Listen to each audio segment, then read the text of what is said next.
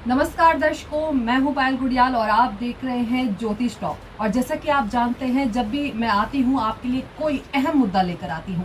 तो मेरे साथ मौजूद है ज्योतिष आचार्य कृष्णा शर्मा जी। बहुत बहुत स्वागत है आपका। नमस्कार, हर हर महादेव जी। तो इसलिए आप मुद्दे की शुरुआत करते हैं। जैसा कि आप सभी जानते हैं कि बहुत ही बड़े भविष्य वक्ता नास्ट्राडामस ने एक जो है भविष्यवाणी की थी। एक नहीं, वैसे तो उन्होंने तमाम भविष्यवाणी की है जो कई हद तक साबित भी हुई हैं। इसी को लेकर मैं आपको बता दूं, उनकी एक भविष्यवाणी थी जिनमें उन्होंने कहा था कि 2022 तबाही लेकर आएगा। अब इसी को लेकर हम ज्योतिष आचार्य से जानेंगे कि आखिर 2022 इस बार क्या तबाही लेकर आएगा। सबसे पहले तो मैं आपके चैनल के माध्यम से ये बताना चाहूंगी कि इस साल 2022 में ऐसा कुछ नहीं होने वाला। जैसे कि नास्ट्राडामस ने बोला है कि भाई दुनिया खत्म हो जाएगी और बहुत ज्यादा तबाही होगी, और इसके साथ ही ये भी बोला है कि जो वर्ल्ड वार चल रहा है उसके तहत जो है आधे से ज्यादा दुनिया खत्म हो चुकी है। इतना नहीं होगा, वर्ल्ड वार होगा, ये बात फैक्ट है। मगर मैं ये कहूंगी हाँ, सिर्फ ग्रहों की स्थिति के कारण हो रही है। और वर्ल्ड वार के साथ साथ ये भी बता दूं, अभी तो बहुत ऐसी चीजें होने वाली है कि जो मेरे ख्याल से नास्ट्राडामस ने बोला था कि आगे कुछ होगा नहीं, सारी तबाह हो जाएगी, खत्म हो जाएगा। मगर मुझे लगता है ऐसा नहीं होगा, बल्कि जो है थोड़ी बहुत जो वार होती है वो हमेशा हर साल कहीं ना कहीं होती है। इसके अलावा यहाँ आगे प्रोग्रेस होते हुए भी कुछ चीजें दिख रही हैं। लोग जो है कुछ समझेंगे, जानेंगे कि हमने कहाँ गलती करी है। यानी गलती करने से कुछ लोग जो है सबक भी लेते हैं। उसके बाद उनको पता लगता है आपने गलती कहाँ की है। उसके बाद जो है कहीं ना कहीं जो है तरक्की के रास्ते पे भी यहाँ पर कुछ लोग जाते हुए नजर आएंगे। यहाँ मैं आपको बता दूं कि 2012 में एक बार नास्ट्राडामस की ही भविष्यवाणी थी कि 2000 बिल्कुल, उसमें उन्होंने कहा था कि 2012 में तबाही मचाएगी, जो है 2012 तबाही लेकर आएगा, कई चीजें जो है वो नुकसानदायक साबित होंगी। तो ऐसा भी उसमें कहा गया था। लेकिन वो भविष्यवाणी की अगर बात करूं तो 2022 की वो भी गलत साबित हुई। बिल्कुल, क्योंकि उस दौरान मैं एक ऐसे निजी चैनल में थी जहाँ पर मैं कहता बोला कि नहीं हो सकता, वो भी भविष्यवाणी उनकी झूठी निकली। अच्छा। ये क्या है, सिर्फ लोगों में एक डर बैठ जाता है, लोगों के अंदर एक भ्रम पैदा हो जाता है, क्योंकि ये साल जो है भ्रम करने देने वाला है। अच्छा। लोगों को जो है भ्रम पैदा हो जाएगा, आपस में लड़ाई झगड़ा, अहम के चक्कर में एक दूसरे के साथ में लड़ाई झगड़े होंगे और कुछ नहीं। ग्रहों की युति ऐसी बन रही है कि एक महीने में 9 ग्रह एकदम अपना राशि परिवर्तन करते हैं, जिसकी वजह से क्या होता है कि युद्ध की स्थिति बन जाती है। हर देश में ये हो जाता है कि मैं बड़ा, ये मैं बड़ा। तो ऐसी स्थिति में जैसे कि युद्ध की कगार तक तो सभी हैं, मगर इतना नहीं होगा जैसे कि नास्ट्राडामस ने बोला कि युद्ध होगा और इसमें दुनिया तबाह हो जाएगी, आधे से ज्यादा दुनिया जो है खत्म हो जाएगी। मुझे नहीं लगता कि ऐसा है। मैं इस चीज का खंडन करती हूँ, क्योंकि मैं आज तक इनकी भविष्यवाणी पर कभी भी यकीन नहीं करती। अच्छा, चलो ठीक है, हमने मान लिया कि आप जो है उनकी बातों पर, उनकी भविष्यवाणी पर यकीन नहीं करते। लेकिन लिहाजा जो उनकी भविष्यवाणी अब तक जितनी भी है उसमें से 70% उनकी भविष्यवाणी जो है वो सही साबित हुई है।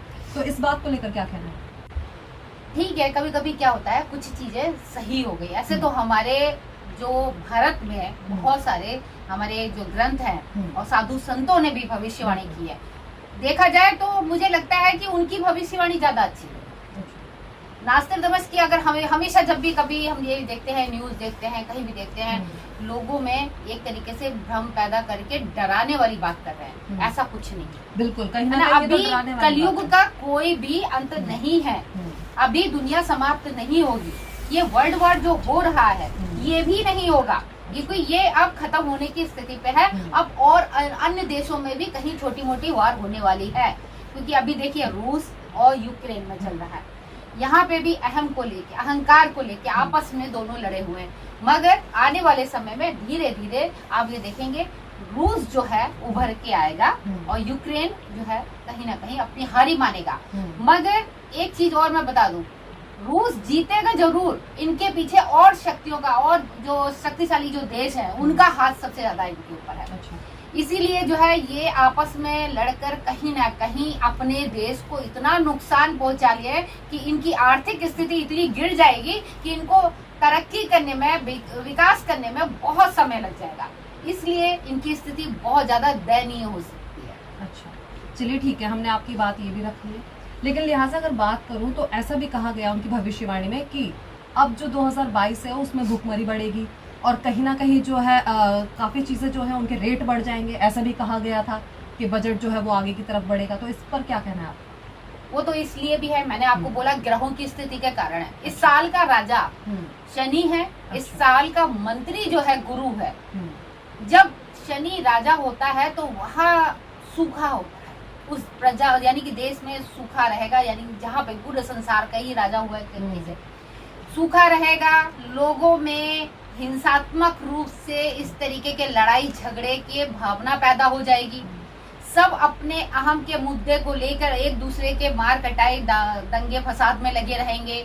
सत्ता और प्रजा के बीच में उथल पुथल रहेगी। लड़ाई झगड़े का जो रूप है वो कहीं ना कहीं महंगाई तक ले जाता है, क्योंकि जब आप अपने व्यापार में अपने कामकाज को ही नुकसान पहुंचाएंगे, लड़ाई दंगे होते हैं, तो आप देखते हैं बहुत सारी दुकानें, बहुत सारी चीजें जो सरकारी चीजें होती है उनको नुकसान पहुंचाया जाता है। बाद में क्या होता है, आप ये देखते हैं कि महंगाई चरम सीमा पे पहुंच जाती है, जैसे कि इस बार पहुंची हुई है। और सबसे बड़ी बात बताएं, इस साल का राजा जैसे कि शनिदेव है, तो शनिदेव की जो चीजें हैं जैसे कि लोहा हो गया और तेल हो गया, और इसके अलावा काली वस्तुएं जितनी हो गई, सीमेंट वगैरह, ये मकान बनाना भी बहुत भारी पड़ जाएगा।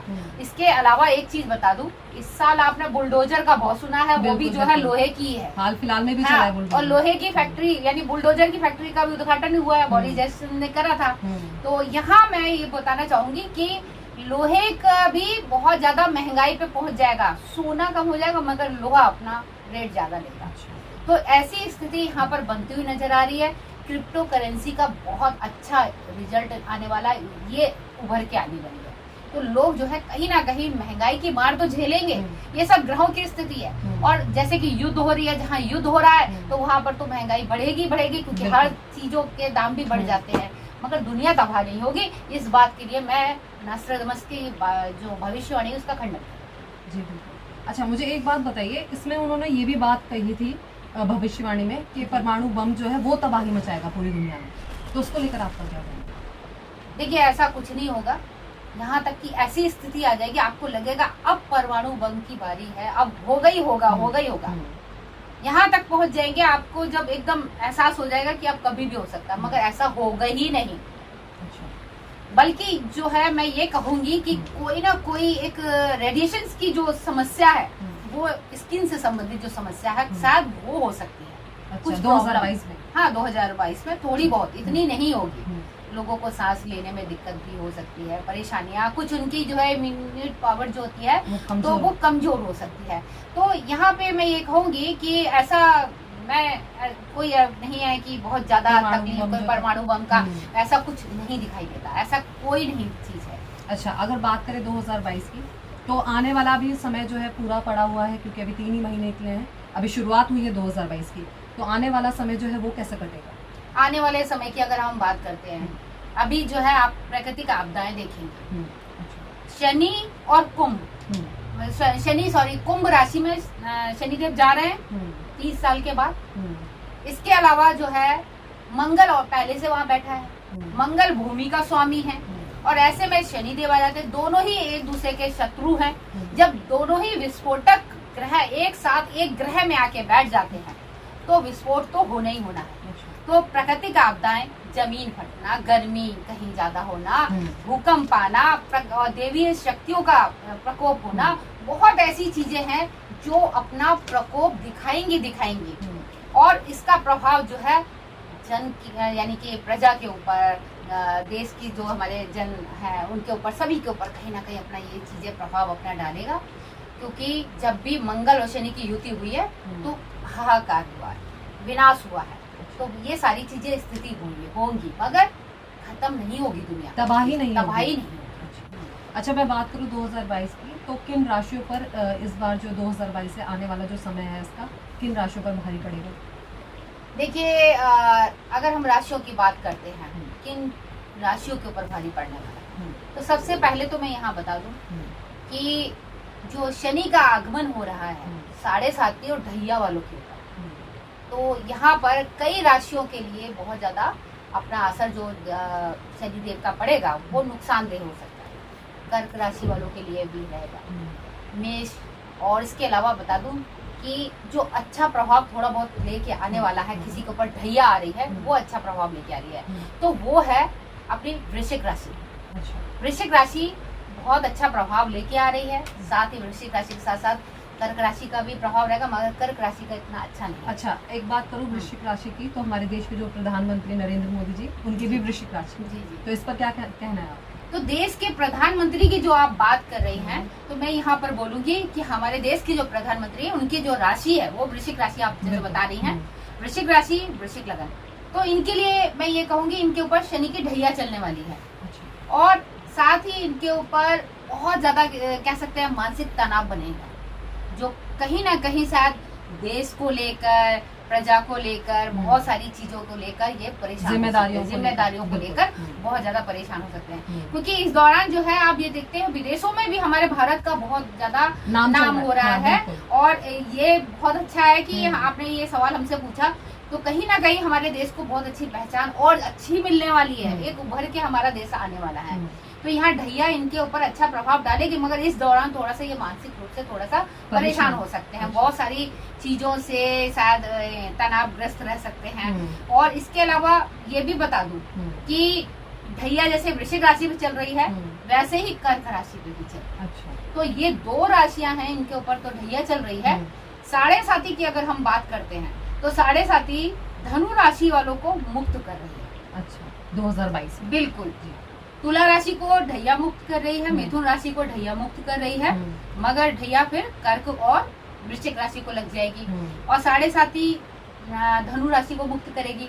इसके अलावा अगर हम बात करते हैं तो प्रथम चरण जो है मीन राशि पर शनि के 7.5 का प्रारंभ हो जाएगा, द्वितीय चरण कुंभ राशि पे प्रारंभ हो जाएगा, और अंतिम चरण जो रहेगा वो मकर राशि पर रहेगा। तो इस तरीके से जो है 7.5 का जो चरण है, 7.5 का जो प्रभाव है इन राशियों पे पड़ रहा है। बाकी राशियों पे थोड़ा सा उतार चढ़ाव रहेगा, जो अलग अलग अपने दृष्टि से जिसके ऊपर उन्होंने अपने नजर शनिदेव डालते हैं, तो वैसे ही उनके ऊपर प्रभाव देते हैं। अच्छा, तो चलिए ये तो बात हो गई 7.5 की, लेकिन लिहाजा बात करूँ कि जाते जाते आप हमारे दर्शकों को क्या कुछ कहना चाहेंगे? देखिए, शनि को कहते हैं न्याय का देवता। बिल्कुल। और जब न्याय का देवता अपना कह सकते हैं कि जो प्रकोप दिखाता है वो कहाँ दिखाता है? जहाँ पे लोग अन्याय करते हैं, किसी के हक को मारते हैं, और कहीं ना कहीं अपने एक दूसरे से अहम के झगड़े में लड़ाई झगड़े करते हैं, अहंकार की भावना जहाँ होती है वहाँ पे शनि का सबसे ज्यादा प्रभाव रहता है। और जहाँ ईमानदारी और न्याय के देवता के साथ आराम से, जैसे कि उनके कहे अनुसार चलते हैं कि अगर हम किसी का दिल ना दुखाएं, ईमानदारी से चले, तो वो अपना अच्छा प्रभाव भी देते हैं। शनि सिर्फ केवल कहने की बात है कि शनि देव से सिर्फ लोग डरते इसलिए हैं क्योंकि ये बहुत जल्दी दंडित कर देते हैं।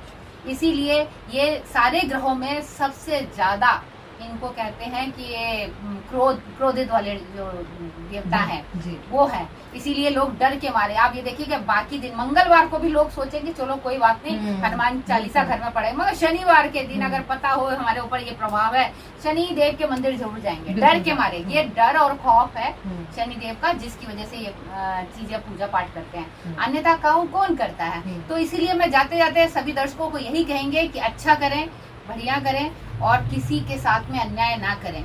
और जिनके ऊपर शनि के 7.5 और ढैया है, उनको जो है शनि से संबंधित जो भी दान पुण्य है वो जरूर करें, जितना हो सके नेक काम करें। क्योंकि इस साल को अगर हम कहते हैं 2022 काउंट करते हैं 6 नंबर शुक्राचार्य, यानी कि जो असुरों के देवता हैं शुक्राचार्य का नंबर है, मगर मैं यहाँ पर पीछे के नंबर को लिखती हूँ, यानी कि 22 नंबर को, तो 4 नंबर भी आता है। अचानक चीजें होंगी, जो भी हो, चाहे वो दंगे हो, चाहे फसाद हो, चाहे प्राकृतिक आपदा हो, कुछ भी होगा वो अचानक होगा, प्रिडिक्टेबल नहीं होगा कि अगर कि हम पहले से बोल दें कि ऐसा होगा। जैसे कि आपने देखा था कि जब केदारनाथ में हुआ था, कोई भी ऐसा बता दे कि किसी ऐसे एस्ट्रोलॉजर या किसी ऐसे ने पहले कहा था, वो बाद में सब कहते हैं कि हमने कहा, मगर किसी को नहीं पता था। ऐसे ही महामारी के बारे में सब हमने कहा था, मगर अभी भी महामारी की कोई ऐसा रूप थोड़ा बहुत आएगा, मगर इतना नहीं आएगा जो 2020 में था। यहाँ पर रहेगा सामान्य स्थिति में, यानी कि ठीक है, लोग बहुत अच्छे अब पहले से दिमाग से सब लोग जो है तैयार हो चुके हैं। तो जहाँ भाई शनि अगर राजा है तो बीमारी भी देते हैं, महंगाई भी देते हैं, परेशानियां भी देते हैं। तो इसीलिए मैं लोगों को सलाह देंगे थोड़ी सी सावधानी बरतें तो ज्यादा बेहतर है। तो कहीं ना कहीं कुल मिलाकर कह सकते हैं कि 2022 जो है परेशानियां लेकर आएगा, लेकिन उस हद तक नहीं लेकर आएगा जिस तरीके से नास्ट्राडामस ने कहा था कि इस बार जो है 2022 में तबाही होगी और भयानक तबाही होगी, लोग जो है हैरान परेशान रह जाएंगे। तो कहीं ना कहीं ये बात जो है गलत साबित होती है। तो अगली बार फिर मिलूंगी आपसे इसी तरीके के मुद्दे के साथ। नमस्कार, जय महादेव।